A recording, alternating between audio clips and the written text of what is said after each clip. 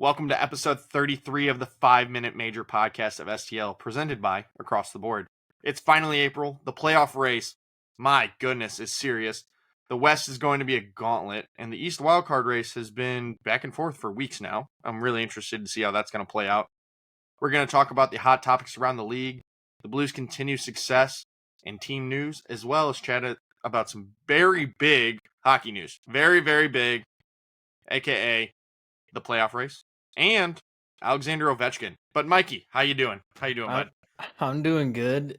Hockey's in a great place right now, Oh my especially when your gosh. team's won Yeah. 12 in a row. 12. Who And counted counting. us out? Who Oh, counted yeah. us out? Yeah, we were faithful and we stuck with it. We said wildcard team no matter what. Yeah, And honestly, this team was like, we're burning the ships at the shoreline. There's nowhere to go. We can't retreat. And Dougie's like, I'll ship you all to the sea. It doesn't matter. I'll find a way. yeah, But here we are. dude. Young players are stepping up, that next man mentality in Jobu. Yeah. The new little, like, I don't even know, good luck charm. Yeah, it's a good luck charm. If you've seen Major League, guys, you know. But yeah, if it's you working. don't, look up Jobu. Yeah, It's funny. Jobu, That's a it's great hilarious. movie as well. Yeah. I'm good. How are you? I know the move's crazy. I'm sure you're ready to get it over with. Yeah, I am. I'm over working on a house. I'm over trying to sell a house. Bouncing back and forth. It's great. I love it. I'm thriving. Yeah. I'm about to lose it, but we're thriving, folks. The Blues are keeping me above water, and that's all that matters. Yeah, me too. I'm couldn't be happy right now. There's Oh, my nothing but good gosh. stuff to talk about. Yeah. Both East and Western Conference, man. It's just been awesome this year. And we'll get to Ovi at the end of our little news segment. Let's start with a couple other hitters here. Cale Makar, dude, this kid is unbelievable. He came into the league, dominated, still dominating. The next coming of Bobby Orr, if not better. He netted goal number 30 the other day. He's the first defenseman in the NHL to do that since Mike Green. What a name, by the way. Shout out Mike Green, man. Underappreciated in that era of hockey, but what a guy. Oh my God. Yeah. So it was what, 15 years ago about? Yeah. Sorry. It was 17, 18 years ago. He had 30 and wow. Makar, I'm surprised he didn't do it earlier. Yeah. To be honest, he might get 100 points this year. That's crazy. Yeah. He's clearly going to win the Norris Trophy. I mean, I love like Quinn Hughes. I love Werenski, but no, it's Cale Makar again and again. He might like go for a Lidstrom record for Norris trophies at this rate. Yeah, Unreal. Here's the thing. This is the other debate I really like. We need a offensive defenseman award, and we need a defensive defenseman award. And I agree. Jacob Slavin would win the defensive defenseman award, in my opinion. Probably almost every year, Yeah. His efficiency is really good. We talked about it on the last podcast, but Cale Makar, props to you. Can't stand Colorado. They can't stand us. It's a great rivalry, but you cannot help but appreciate just the stardom from McKinnon and especially Makar, too. Yeah. All right, the other news, Boston Bruins and Philly. They've both been eliminated from the playoffs. They're both dumpster fires. My gosh. Terrible GM run over in Boston. And Brutal. then I mean, honestly, Tortorella is not the modern day coach. Like, unfortunately, no. Johnny's, I don't think he'll probably get recycled to another team. I have no doubt he will be. But good Lord, both these teams are terrible. Yeah. We just got to talk about Boston a little bit here. You fire your coach who helped you break the record for best team in regular season history. Unfortunately, you get bounced by a team that was destined to win the Stanley Cup. It happens. Yeah. We did that in 2019. We beat so many teams that people thought were going to go and make a run, and we did it instead. Yeah. It happens in hockey a lot. They made the worst decision they could have made firing him. He wasn't the issue, clearly. No, the issue was, I think, player development. They haven't done anything to be future-proof in that organization, and now all they have left is like Pasta, McAvoy, and Swayman, and Don Sweeney needs to be fired. I'm sorry. I'm looking at the standings right now in Boston. They finally won a game, but they had lost 10 or 11 in a row. Yeah, they were going almost game for game with the Blues. When we were 11-0, they were 10-0. Yeah. Or Sorry, they 0 were and 0 and 10. 10. Sorry, yeah. 0 and 10. Yeah, brutal run for them. Yeah. At this point, you might be tanking for like a top 3 pick if you're Boston, trying to In a just get terrible a. draft. Yeah, but we've talked about it. If you're in the top 3 or 5, you'll get a good player, but Yeah. it'll take a while. Like it's Yeah. all up to the GM to make some trades, but I don't know how many assets you have to get back to playoff hockey. Like you might stink for a little bit. It sucks. We know the pain. Sorry, Boston, but not sorry. They did it to themselves. They And did. It and stinks. here's the thing. I know everyone's turning on Swayman right now, but like that whole team's a dumpster fire. I don't think Swayman's your only issue. Has he had a No, good season? No. no. But everyone's like, we should have kept Allmark. I shoulda, coulda, woulda. I mean, you were gonna have to pay one of them, and you rolled the dice. And at that point, I don't think Swayman had done anything for you not to feel like he could be the guy. Yeah, But I mean, the whole contract fiasco went on for way too long. and that was Don Sweeney yet again with Yeah, from what we know, it was probably on the GM side of things, but also, they didn't have any leverage yeah, letting Omar go so fast, yeah, And now he's in Ottawa, and they're like solid in the wild card one spot. yeah, Like they just shut out Columbus yet today on Sunday, and they are officially at 90 points, which is 7 more than Montreal in the wild card 2 spot. I mean, yeah. they might make a run for the third spot in the Atlantic I because was gonna Florida's say on 3-game lose streak. Florida is limping their way in, which for them they just got to make it in, and then And by then the time you get Kachuk back, you get healthy players back, you're gonna be they'll be fine. yeah. Yeah, and I think they have like 7 of their usual starting lineup out Yeah, in this next game. So either they're resting or they're hurt, and that's going in. So, they got the but rat in. Brad Marchand's still playing for him. he'll step it up, man. Oh He'll yeah, step it up. That's another thing with Boston. Like I don't think keeping Marchand's a great thing because he's old, but he's still like one of your top point producers. Like it's kind of like a Shen situation. yeah, Like we thought, I mean, half the fan base was like, "Why didn't we trade Shen?" Now half the Bruins fan base is probably like, "Why did we just trade Marchand?" Like, yeah. No, I don't know. It's weird over there in the East. Like, we'll get into that too with the playoff race. It's a gong show. There's so but many teams that could still make it. but we still have the biggest news to talk about in NHL right now. Yeah, And take it away, Mikey. Mr. Alex Ovechkin, the grade 8, all Holy the cow. Russian machine, whatever you want to call him. He officially passed Wayne, the great one, Gretzky, for most goals in NHL history with 895 against the Islanders. It was the only goal for the Capitals in the game. Yeah. They took like a 30-minute break to do their little ceremony at half ice halfway through the game. It was wild. Yeah. I mean, it won't ever happen again. That's what we said before, That's what we said right? last time. For 31 years, that's what everyone was saying. But I mean, the best Russian-born player ever, the best goal scorer ever. He's still going. He can hit 950 at this rate. He's tucked almost 50 goals this year. Yeah. Broke a leg this year. He's a stud. I don't know. I'd have no words. And he's the most unhealthy individual. The man eats tons of chicken parm on game day.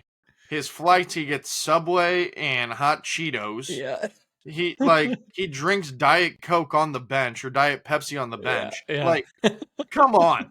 Like, what are we doing here? Like, the Capitals are so funny. Like, I don't want to go on too much of a tangent, but a lot of their players just have like a quirkiness to them. Like Chicken with the whole no lights in his house. He's candle lit in his house now. And it's just hockey superstitions to the max. But Ovechkin, he's never changed his routine. He's always been the same his entire 20-plus year career, and he's finally solidified himself as the greatest goal scorer ever. There was never a doubt in my mind, even 5 years ago, that he was.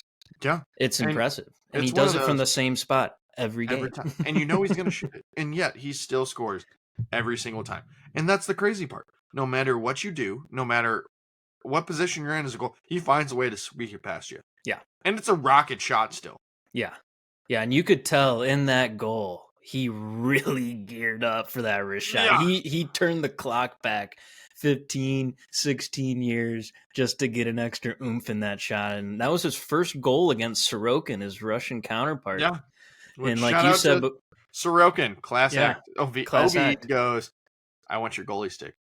And he's like, okay. Gave him his goalie stick. And the best part, the reporter's like, "What'd you get in return?" He goes, "Ovechkin's respect." So, hey, I guess if Ovi asks you for something, you're just kind of like, "Yes, sir. Sounds good." Yeah. And Ovi has like one of the craziest stick collections. Oh, Like yeah. he's a stick nut. Like if Yeah. you look it up, I'm sure there's a video on it or something. He's got all sorts of game used sticks from all sorts of players. So he Yeah. just added a couple more into that Oh, goodness, collection. yeah. What a maniac, man. But hopping over to your St. Louis Blues news, we do have some news to report here. As of today, which we're recording on the 6th, Dvorsky has been recalled after getting sent down to Springfield. You would have to think it's in regards to our other news of Dylan Holloway being injured against the Penguins and is week to week. So I think that's some good news. Good to have him back here around the team practicing with us. Mike and I were talking about this, though. If you are bringing him up, is he going to play? I think he almost has to play if you're going to bring him up, especially with Springfield being in a playoff race and qualifying. So, I don't know. What are you thinking, Mike? I know you're kind of just thinking he just needs to be around the team, but I feel like if he's here, he's going to play. Yeah. I mean, I don't care if he Yeah. plays or not. I think it's good that he's here. I like your idea of him playing on the wing on the third line Yeah. with Sonny and Bolduc. I think it works. Yeah. Strictly because he can take a face off if you need him to. Yeah. Also, Sonny has been some sort of revelation for these young players. Like he knows how to slow them down, helps them learn a little bit of like that two-way game. Like Bolduc flipped the switch Oh my gosh, when he Bolduc. solidified his line mates with Sonny and Joseph. And I feel bad for Joseph. I do think that 70s line is great. But if you have the chance to get another sniper deep in the lineup on the sides of Sonny with Bolduc, like utilize it. I think it just depends on how he practices. I think Snuggerud being there to kind of be another young player and help him with the mentality of it, which I don't think he doesn't have it. I think it'll just help him too. We'll see. This team is so young and fast and dynamic and skilled right now. Like Yeah. the older players are on the back end, and that's the best thing possible. They slow the game down so much for the goaltender, like, and then it really springs your young forward. So, Yeah. I like him being up. I think if he plays, it's going to be a really good thing for this team, especially with Holloway out right now. Yeah. He kind of keeps the speed up. So, And my thing, you look at last game, Joseph in that game, even with us being up and all that, he only played 9 minutes. yeah, interesting. So Yeah. also crazy part looking at that, Bolduc only played 10 minutes and 24 seconds, but he had 2 goals, which tomato. Power play Power helps play, with he's that. gonna, yeah. But I just think Joseph, as much as he has done nothing to come out of the lineup, I think they're going to go down the stretch and want to play Dvorsky. Also, the other thing, you need to know what you have if guys get hurt. True. Like, if guys get hurt and you need that center depth, you need Dvorsky being able to go. And Jimmy's proven that he's ready to go. We need Holloway back so bad. But it also makes me wonder what these line combinations are going to look like. I think Neighbors is the guy that would drop down to your third line if you get a Holloway back before the end of the season. Yeah, probably. Especially with Snuggerud playing the way he is, man. He's lighting it up. Lighting it up, doing so much right. He is fascinating to watch as a rookie because his hockey IQ. Like, I know they talk about it, but like being there watching him play Colorado, his positioning, his stick, like everything. There's moments where he just gets hockey on a whole other level, which is cool because that's how he clicks so well with Buchnevich and Thomas. Yeah. And he hustles. Yeah. Like, the kid will go to the corners. He also will take a beating and get in front of the net, which I do like. For a guy that's a goal scorer, he does pick and choose his options to shoot, but he is very much about getting that pass to guys. Yeah. Yeah. So, props to Snuggie. You have surpassed what I thought you would be when you came to us. I knew you'd be good. I wasn't sure how it was going to go, how many minutes you're going to get, but you've just played fantastic. So yeah, he's flourishing. Yeah. It helps playing with the best player in the NHL right now in Robert Thomas. So, All right, on to the next. Let's go. Jordan Bennington, for the month of March, was named the third star. So that's two Blues players now who have been recognized for their performances in March. That's awesome, him and Holloway. On top of that, as we all know, we're on a 12-game win streak, franchise record, 11-game win streak at home, franchise record. Just special stuff going on in St. Louis right now. Can't deny it. You got to have a little bit of belief. You know what I mean? We don't want to say it, but we have some belief for sure. And then on the minor league end, since we're talking about Dvorsky a little bit, the Thunderbirds, they're in the playoffs. Yeah. Let's go. A little bit of I feel like it's a little bit of a surprise to me. I think they were slumping a little bit for a bit. while there. Also, you had players up and down. Injury bug hit them super hard this year. Yeah. But I think the additions of Jakob Stansel and Fisher and Dvorsky just being a stud, Otto Stenberg, and then the goalies on the back end. Yeah. Zorankov and Colton Ellis just having heck of a seasons. Yeah. So the future's bright. If you listen to the Spit and Chicklets podcast with Doug, he's like, there's about 8 guys that we really see on our team out of these prospects, which 8 is insane.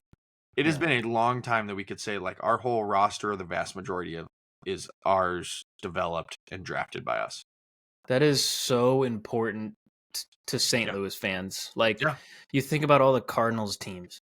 Yeah. They did nothing but build from the farm up, and now like it's happening for the Blues. Like that's insane. So they kind of flipped the switch from baseball to hockey, and Doug Armstrong's doing it right, man. Like he's really telling these kids like, we want you to develop and perform the right way, but take the time to do it. We can't force you.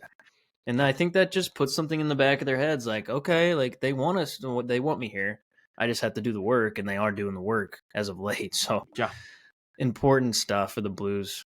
It's insane right now. But we'll get into it in a second. Little break. We have a hashtag ad. We're going to give it to you live. We actually got a message from across the board. They wanted us to tell you guys about this. This is super exciting for us and them, of course. They have the newly released NHL licensed penny hockey game, which we've shown you plenty of times recently in our pre-made ads. But they have something special coming for you as of today. When you're listening to this, Monday, April 7th. What do you got, Josh? All right, starting today, April 7th, all NHL licensed penny hockey games will be 25% off thanks to the Blues' franchise record of 12 wins in a row and Alexander Ovechkin setting the new goal-scoring record of .895 and passing Wayne Gretzky in the NHL history books. So, great opportunity to get your penny hockey game. Any team that you like, all the teams in the NHL, go today. 25% off. Go pick up one. You have to. It's great. It's a great piece of. You can use it as a game. You can use it as hanging in your office. There's so much potential with these games. Yeah. And the quality is phenomenal. Yeah, top notch, handmade. We've told you guys we watched them go through the process of making these things, and it's truly handmade, and it's built to last. It is built for you guys. You can go to shop.atbgame.com or go to their store in West County Mall in Des Peres, Missouri, if you're a local. And we will have their email and their phone and the phone number in the description, as we always do. If you have questions, just go. They're amazing. We love being partnered with them. We love playing their games with our families and friends. Just, it's a great opportunity to save some money and bring that fun to your family and friends. So, yeah, guys. Yeah. If you go in, make sure to tell Kim or Darren we say hi and that you heard about it on the 5 Minute Major podcast. They're great to work with. You can always shoot them an email or call them. They will answer any questions you have. And not only hockey games, they can do custom games for your sport teams, your fun rate. They will do whatever you need. They do great custom work. Yeah. And let me tell you, I have them working on some stuff for me, and I am so excited to see how it's going to turn out. But that being said, guys, across the board promotion. Starting today, make sure to pick up your penny hockey game for 25% off. Let's go. Let's go. Good job, Josh. That was pretty. I love the live ad. Yeah, I do like it. It was cool. Yeah. All right, let's get back into hockey. We want to talk about the recent games, as we always do.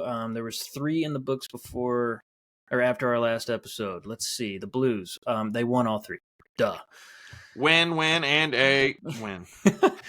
We played Detroit at home. This game, actually, all of these games were way too tight. Like, I feel like we were playing bad hockey. It's starting to become kind of sloppy, tired type of hockey. So the Red Wings came to town. We were wearing our retro jerseys. It was Snuggerud's first NHL game, so he did his little rookie lap, which was awesome to see in the retro tarp. Beautiful. Oh, so good.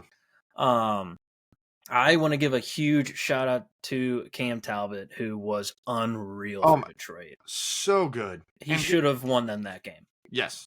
For sure. That was just every other player on Detroit. That was their fault. It was not Cam Talbot's fault whatsoever. Exactly. And honestly, Jordan Binnington, same thing. Yeah. Unreal in this game. Held them to 1 goal.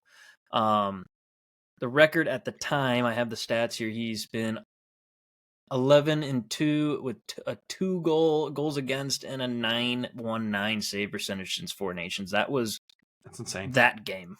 And then he still came out and dominated another game. Yeah. So Tarasenko got a point on the lone goal. Good for you, Vladdy Tank. He's having a rough go of it, though. I think he's finally declining. The end is coming. Finally. I mean, He had a heck of a run as a sniper, so good for him. And then our goals were from Kyrou, and it was 30 seconds left in the game to tie it. A little squeaker. It was a squeaker, and it was such a good play by Cam Fowler, man. He has been so good. I mean, I think he, in my opinion, has to be the best trade in the NHL this year. And that's statistically an impact to a team. I am saying it right now. Cam Fowler, best trade of the 2024-2025 season. I know people are going to be like, well, Mikko Rantanen. No, he went to a team of superstars. He's doing fine. Yeah. But Cam Fowler, immediate impact, leading this team in so many ways, stepping up, and he looks like he looks like the Cam Fowler of years past. Yeah. When he was rocking it, that's the Cam Fowler I'm seeing right now, which is amazing. Yeah. So I'll give you the stat line I had for as of this game against the Red Wings earlier in this week. 46 games played with the Blues, 9 goals, 22 assists, 31 points, plus 17. I mean, that's number 1 defenseman numbers. Oh, yeah. And that's what he's been. So with Parayko out. We got outplayed. We found a way to win. That's all that matters. 2 more points, huge. Finding a way to just do it, which is fun hockey, because and we'll get into this when we get to the Colorado. It's like everyone just saying they're lucky. At what point do you call this lucky, or they're just a good team right now? Exactly. That figured it out. Yeah. And it's okay. Everyone else doesn't have to be upset that it's us. All right. And then it was another home game against Pittsburgh. I went to this game with my father. It was Thursday night. This was another weird, mediocre, kind of sloppy game. We had a 2-goal lead, gave it up. It went to OT, and we pulled it out again. Just 2 more points that you needed. Again. 1 for 5 on the power play. Can't let that keep happening. Our power play's kind of been off. It was bad. It was not great. It was bad. I will say this was Snugger's second game. Had his first NHL point, and it was a beauty. Yeah. To make it 4-2 at the time. Neighbors buried it. Good for him. Thomas, we'll get into Robert Thomas a little deeper, but he's been so good. Oh my God. I know, right? It's unspeakable how good he's been. He's the most under the radar superstar in the league, for sure. It used to be like Barkov. It used to be like whoever else. It's Robert Thomas now. Yeah. Another negative is we had 21 giveaways. I mean, that's how you get a team back into a game. And Pittsburgh's horrible when they're down.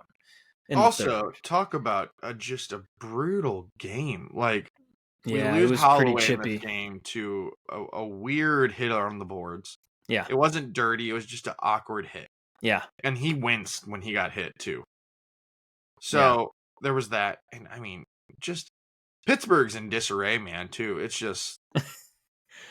They're not good. No. They're outdated. Crosby's the only player on that team. Malkin Like, didn't even play because he's hurt. yeah, he's always hurt now. McGroarty got his first goal, though, of his career, so good for him. Yeah. It was a nice little game-tying wrap, kind of off the post and in, stunned the goalie. That had to feel good for him. Crosby assisted on it, I'm pretty sure, so he just keeps it going. Point per game season for 20 seasons. No big deal. Okay, you can start with the Avalanche game here where we also won, of course. Yeah, so I was there for this game with my dad. So Mike went earlier in the week with his dad. I went to this game with my dad. So great game. Came out of the feeling in the stadium. Let me just start there. Like, it felt like a playoff atmosphere. Yeah. And the place was sold out. And it was loud. And people were fired up. So we came out looking good and strong. We put up 4 goals on them real quick. And we were rocking. Bennington was standing on his head for the beginning of this game. And it was just lights out. Talk about, and the other thing too with this game, Jimmy Snuggerud to me moved up to the first line. Jimmy looked like a first line player in this game. Yeah. And I was able to see it in person. Like, it's one thing to watch on TV, but to see him in person and his hockey IQ, his positioning, his just hockey sense is unbelievable. He makes that little extra play. The goal he assists on in this game to Buchnevich, he makes that effort he could have took a shot. He found a way to get that puck to Bucci, and props to Bucci for being patient and putting in the goal. But that was all Jimmy Snuggerud on that goal, guys. And just lights out. Power play was better. And let's talk about my second coming of Alex Steen, in my opinion. Bolduc. Good Lord, that wrist shot. Like, it's like an Ovi shot where you're like, it's coming from the same spot, but he still finds the back of the net. And it was a lights out game. It was so much fun. Thomas, you were just like, everyone's sitting there like, all right, Thomas is on, we're going to score. And he scores. Thomas is on. All right, we score. And it was a crazy game and such a fun one to watch. And got to figure out how to play the 6-on-5 though. That's the one thing I will say. The 6-on-5, and they were talking on the radio, and BK and Joey Vitale were saying, you got to be more aggressive on a 6-on-5. We were letting them move the puck around, which it's hard to argue when you got Cale Makar and Nathan McKinnon zinging the puck around and Martin Necas. Like, good Lord. Yeah. But also, I didn't feel like Nathan McKinnon was much in that game. Yeah. It's kind of funny to see us shut them down. Almost, I feel like a lot. Yeah. But they also almost get a point every time we play them. But that's just the way Colorado is. Yeah. Like, you can't give up a 4-goal lead. You just can't. It's good that we held on regulation, though, because I don't know about OT, man. Yeah. But Bennington was great. Just like you said, you got to figure out how to hold leads better, not sit back on your heels. Sitting back on your heels always bites you in the butt. Also, I think it's like we talked, they're tired. Yeah, probably. They have been grinding for the last month, it feels like. And I think it's fine. They're going to have some days where they got 2 days off in between games, and this team needs it. They need to get healthy. I feel like they're banged up. Walker was blocking shots, man. He was hitting everything in sight. But, like, he's definitely hurting. You can tell he's hurting. And this was one of the few games where Suter frustrated me a little bit in this game. Yeah. He was getting burned pretty bad on the backside. Yeah. And he doesn't usually get burned as much because he usually is conscientious of that because he knows his faults where he's not the fastest skater and he usually puts himself in a good spot. But there are some that Bennington had to bail him out because he was getting burned bad. Yeah. I think that's just him being so old, man, and playing against one of the fastest teams in the league. Like, they get the most, fast break chances in the league or breakout chances in the league. They're just rush chances. That's the word. They're just unreal, the Avalanche. I was surprised they left Blackwood in goal for as long. Like, I figured they were going to pull him after the 4th goal, and I didn't. Yeah, that might have been. I don't know. Maybe they think they didn't know they could get back to control of the game, but they Yeah. ended up doing it. I'm gonna go through some of the records that were broke in this game more. Just a couple. So Bennington, most wins in a row on home ice as a goalie. I think we might have mentioned that before. Yeah. I don't know. There's more to that. I don't even know. Him and Hofer have the most wins for a goalie tandem in Blues history now. Is that what In it is? consecutive games. So the previous one was the 11th game win streak that we had in Okay. 2019, which was Jake Allen and Jordan Bennington. So This now one it's is now Hofer and Benny. Hofer and Benny for Wild. 12. Buchnevich scored his 100th as a Blue. Let's go, Bush. Yeah. His dad was there for the game too. Yeah, that was cool. Yeah. What a luck of the draw that was. And then Robert Thomas, man, 4-point night. Most points in the NHL since the Four Nations break. And I don't even think it's close. I think he's up by like 5 or 6 points on Kucherov now. Yeah. I have no doubt in my mind that he's a 100-point player. I've mentioned it a million times. Just stay healthy for an entire 82-game season. He's getting 100 points. He's got 20 goals and like 65 assists now. Yeah, it's insane. Oh my God. I think that's the coolest part with him is that if he didn't have a bad month and an injury, my gosh, where would we be right now? Yeah, true. And same with like Broberg too. He was buzzing, but now he's just as solid as can be anyway. But yeah, Robert Thomas, best player on the team for sure.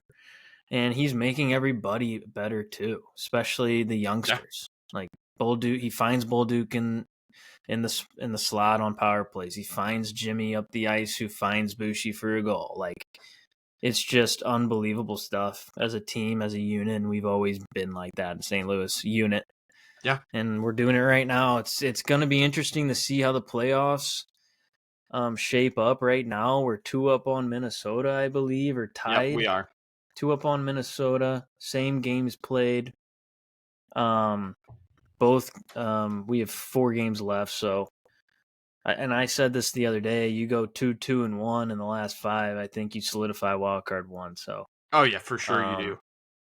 Calgary has 76 games played. They're at 85 points. It's gonna take heck of a run for them at this point. They just keep losing in OT. Like, they're one of those teams. Like, get them out of here. You're not good also enough. Like, come on, guys. Like, we're the Dallases. You got to help us out a little bit here.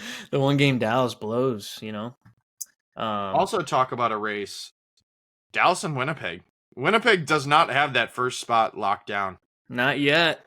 Not yet. They both have 5 games to play. Dallas is down 3 points. So we could see a little flip-flop here. If Dallas gets the 1 spot, then they go up against the second wild card. Yeah, they would go up against the second wild card, which is either Mini or whoever. I would prefer, and then it would be Winnipeg, Colorado at the first round. That'd be a heck of a series. I just want this to stay the way it is. I agree. This is the perfect pathway to the cup, in my opinion. I agree. Well, let's get into it. We kind of segued into it. Just going to take note of this. The West is pretty much solidified.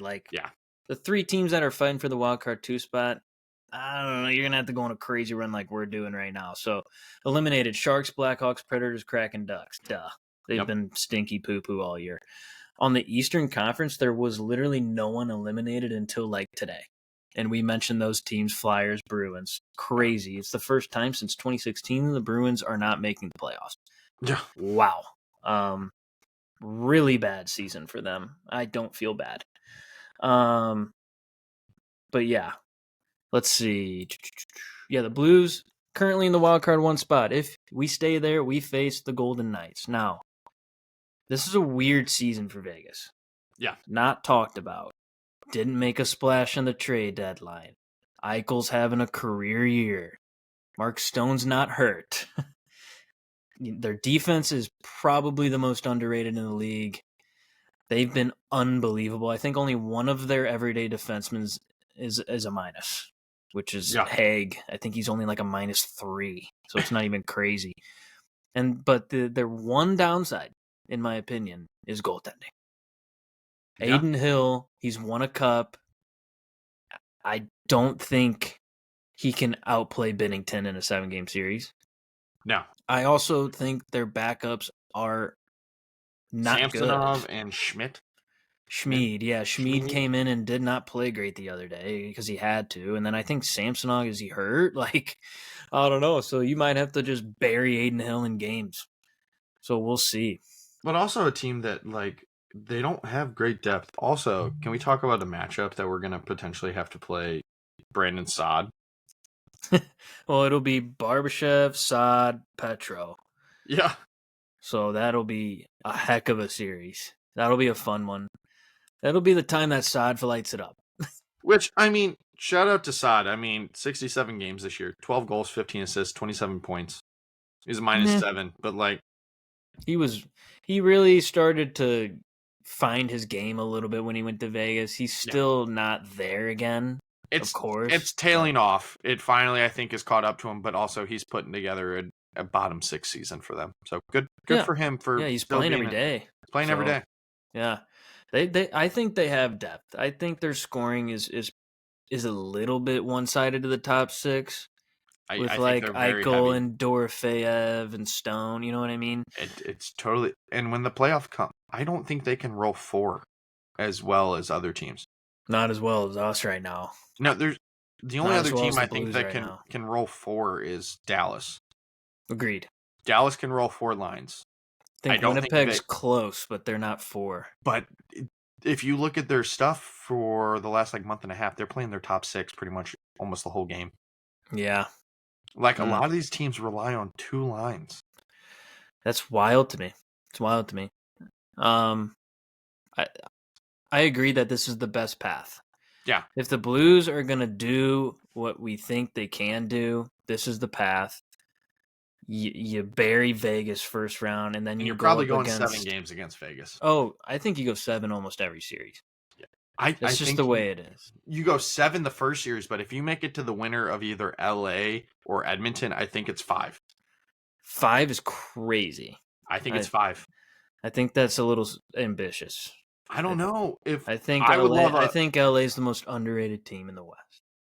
I think Edmonton finds a way to win that first round. You think McDavid just starts lighting it up again? I think he puts Edmonton on their back for the first round.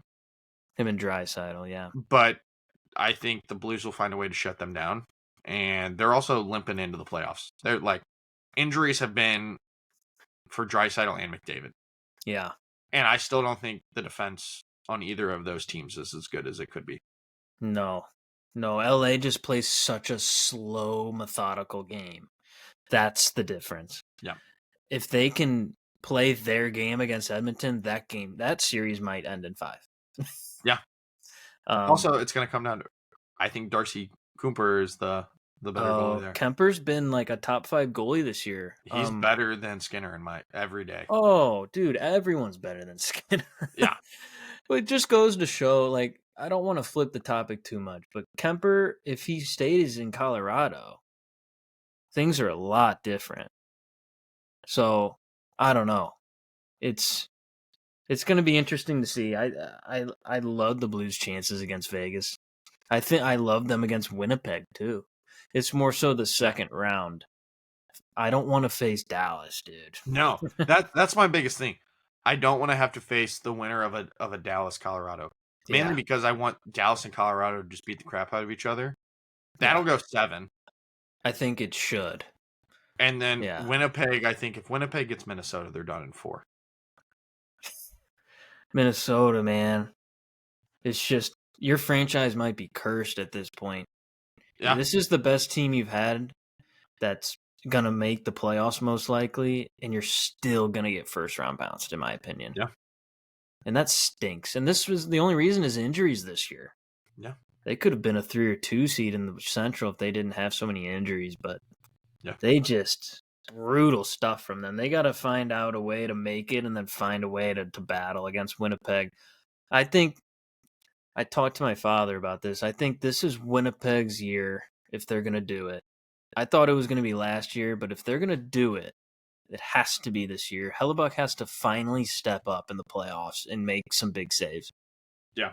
Talk about a team, though, that this offseason, in my opinion, should go all out to get a Mitch Marner.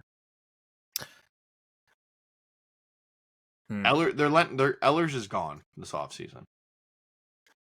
I think Mitch Marner would be that makes the team so much better automatically. Yeah, but does Mitch Marner want to live in Winnipeg? No, I don't think many people no do. offense. Not many people do, as we know from all the polls that come out with the player surveys. Not as bad as Carolina, though, apparently. Yikes! Let's talk about Carolina a little bit. They seem to always have that 2 spot in the Metro. Yeah. And this year, it's actually kind of lining up to be good for them. They're going to be facing a Devils team that's kind of doing that barely hanging on thing with injuries as well.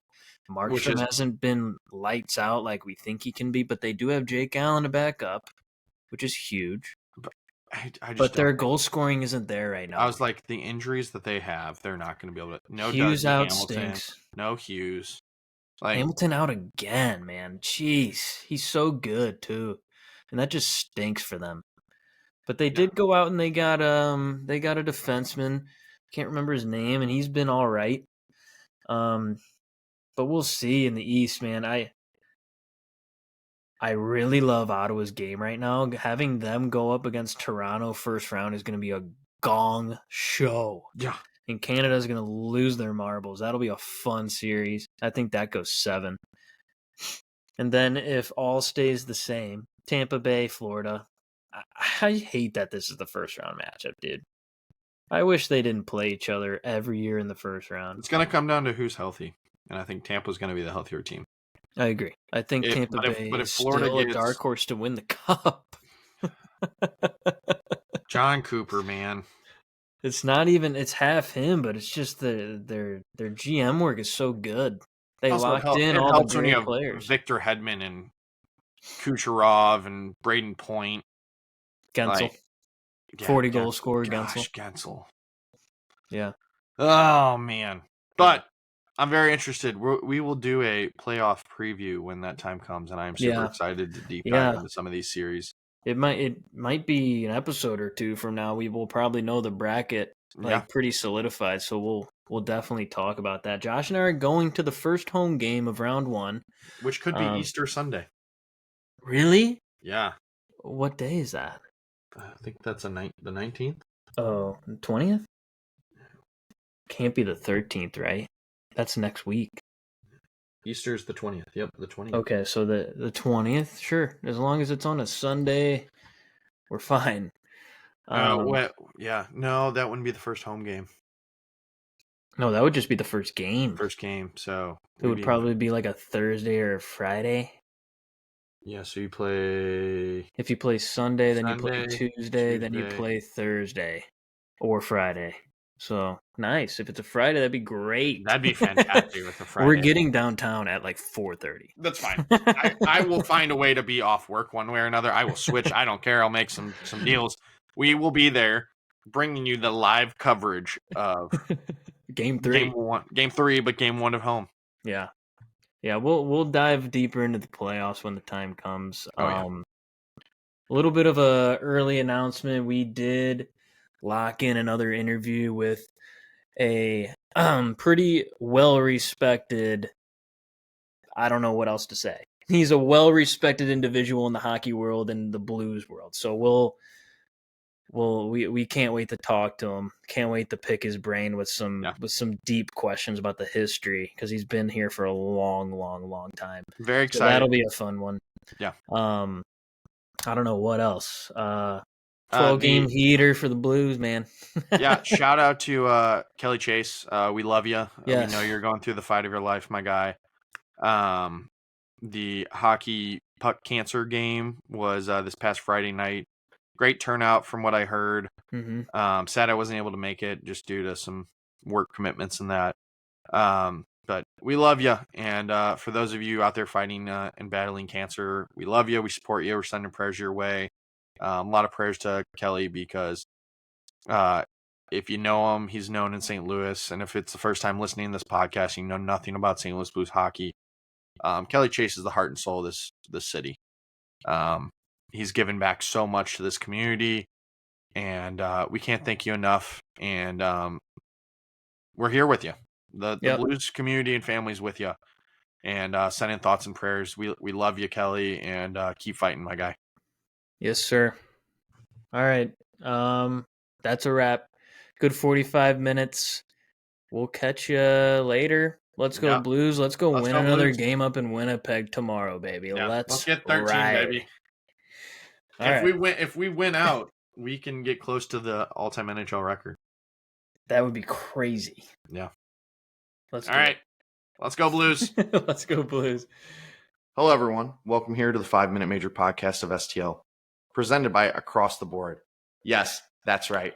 We are now partnered with Across the Board Handcrafted Unique Entertainment, which is a one-of-a-kind St. Louis-based company that creates some of the best games in the country.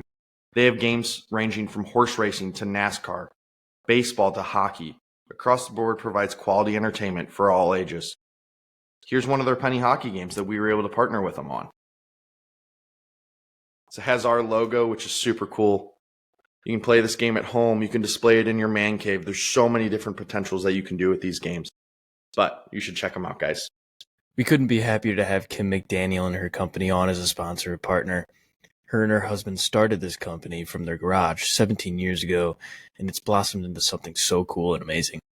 You will learn lots more about them, so please stay tuned and make sure to check their links in the description below to know more about the McDaniel story and Across the Board.